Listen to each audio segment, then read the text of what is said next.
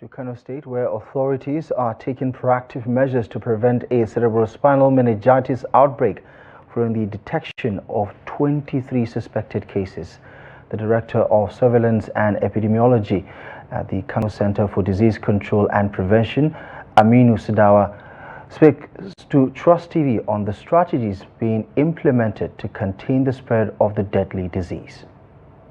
Cerebrospinal meningitis is a disease associated with hot weather. Its common symptoms include fever, headache, vomiting, and neck stiffness. Dr. Aminu Sudawa stated that 23 suspected cases of the disease have been detected. This prompted state authorities to place health workers on high alert to prevent an outbreak through monitoring and public sensitization.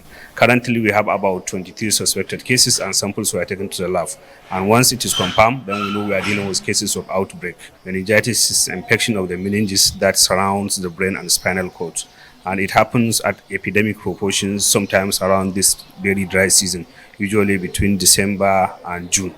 So now that we are in March, we are approaching a season whereby there is a possibility of the outbreak of meningitis.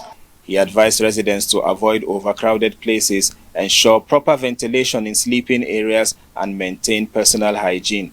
The public need to be enlightened, and one important thing is they should avoid sleeping in rooms that are not well ventilated. Rooms should have cross ventilation, and the crowd should be avoided, especially at night. People should not be sleeping in crowded areas.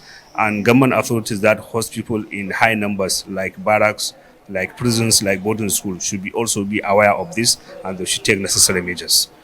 The law establishing the Kano State Center for Disease Control and Prevention was signed in February this year as part of efforts to protect the state from epidemics like meningitis, which recently caused 56 deaths in Kebbi State.